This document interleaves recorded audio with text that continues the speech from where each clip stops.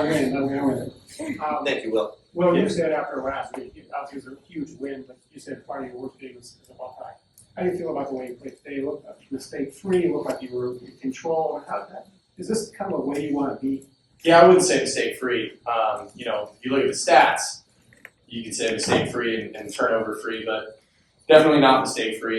There's probably 5 or 6 plays I'd like to have back. You know, kind of underthrew Carnell on that one, lost my footing a couple times.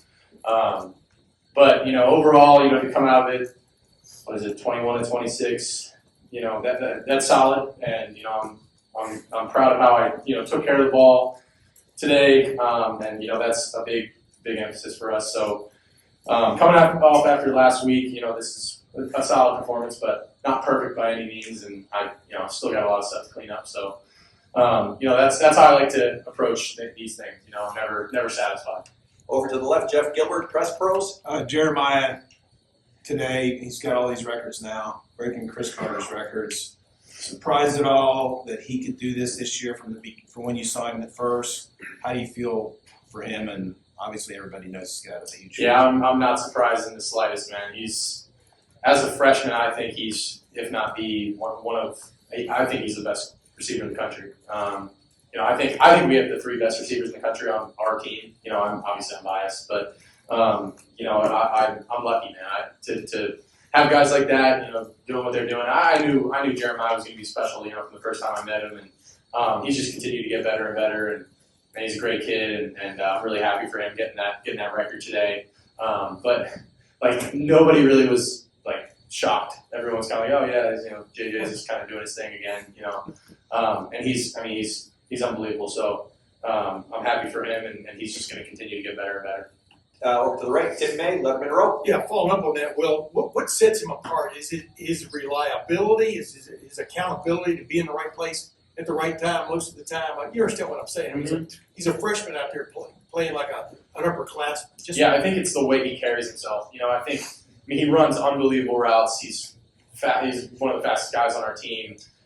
He's physical. But I think one of the biggest things about him is how he carries himself. And just, you know, I know Coach Kelly said it a couple weeks ago, but like you couldn't tell he's an 18-year-old kid out there.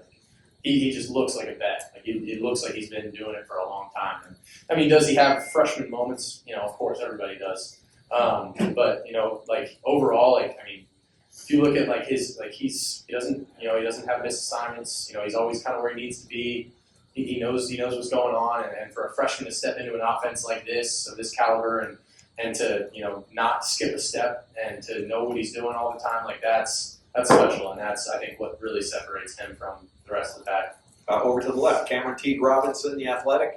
Well, I know Penn State gave 12 carries, they get 9. I know 3 of those came in the red zone, but for you, in terms of running in the read game, is that a conscious effort from the coaching staff telling you to pull this more, or is that you just understanding and reading more than you were?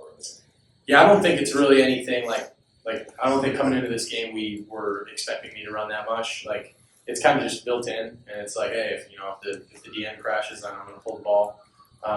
You know, obviously in the red zone, you know, my feet, you know, it becomes a little bit more importance. I'm going to get new cleats, by the way. So just so you guys know, I'm slipping way too much, and I look I'm too unathletic at times. I'm going to get new cleats next week, and yeah, we'll fix that. It won't be happening anymore.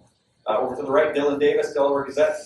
Well, I know you can't try to do this, but I think 8 different receivers have catch today. Does it feel better after a win if you've been able to spread the ball around and get a lot of guys involved? Oh yeah, that means that, you know, we got everybody's clicking, man. And when you get 8 guys involved, I mean, that's huge. Like that means that, you know, the 2s are ready, you know, to step in when they have to, and you know, it means the ones we can, you know, those first guys can come out and take a break if they need it, you know, and it fires me up. You know, that's a good sign. It means that everybody's locked in. Everybody's, you know, there's really not much drop off. You know, and from the 1s to the 2s, and that's crazy to say when I just said, you know, that our 3 starters are the best in the country. Like to say that our you know, backups isn't a huge fall off is saying something. You know, like we got a lot of talent in that room, and the tight ends. I think the tight ends are doing some really good things too. So yeah, it's encouraging, and we want to be playing our best football in November. And you know, I think today was a good step. Got to learn from some things and just keep going. Over to the left, Doug Maurice, Kings of the North. Will, could you take us through the touchdown to G. Scott maybe a little bit? He said he got held up a little bit on the release. And was Jeremiah your first read there? And then what do you and the line have to do to let that play develop? Yeah, so it's really just a kind of a reverse throwback, and we have, the running back gets out on a little wheel route, and that was kind of how we ran it this week. And then G's kind of, bluffing, and he's working through the line, acting like he's blocking and getting out. And that's usually what pops open on that play. They ran with the running back. They saw that, and then, I just kind of had to be patient and wait. And I was kind of sitting there like, man, this is taking a little while. But then all of a sudden he popped loose. He got held up by a couple different guys, but credit to the O-line for holding up. I mean, they know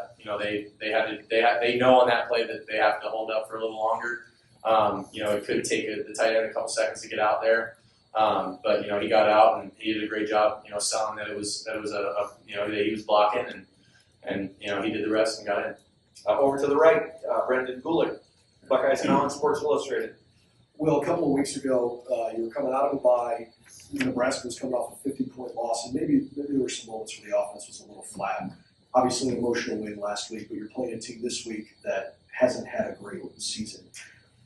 Ryan talks all the time about leaving no doubt. Can you speak to the urgency this week as you guys try to prepare for a game and put a really good effort, forward, even though a team was 1-7 coming in? Yeah, that was something we stressed all week was, it's not about them, it's about us. And it doesn't matter who walks out there across from us. We have to be who we are. And we can't just say that we're the hardest playing team in the country and that we're going to leave no doubt and then do it sometimes. We have to do it all the time. And we did that at Penn State. I mean, I think we came out there with energy, intensity. It wasn't perfect. I didn't play my best game, but we scrapped it out and we got it done. But that was the thing that we came through this week saying, like, we need to have that edge every single week, and that has to be who we are and not just what we do from time to time.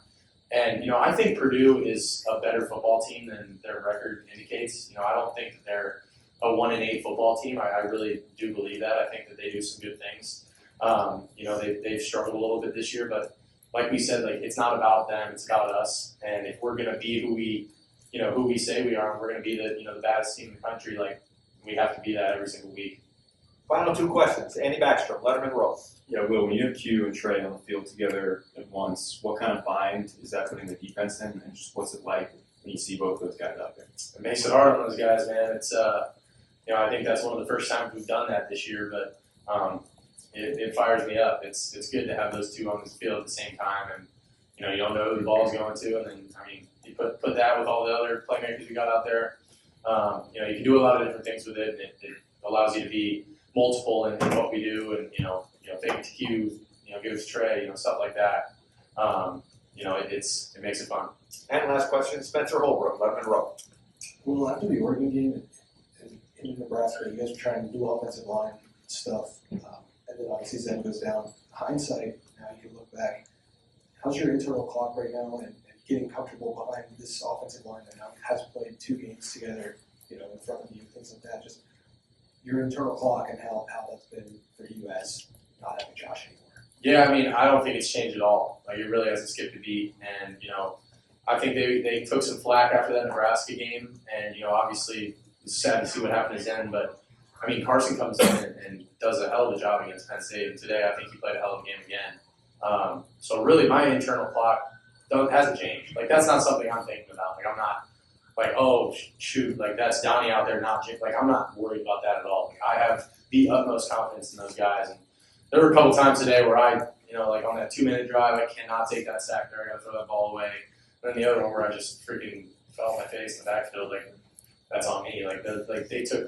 I took 2 sacks that probably they should not have counted as sacks for those guys, and I feel bad for them because it goes on their record, but I'll get it back. Will, thank you very much.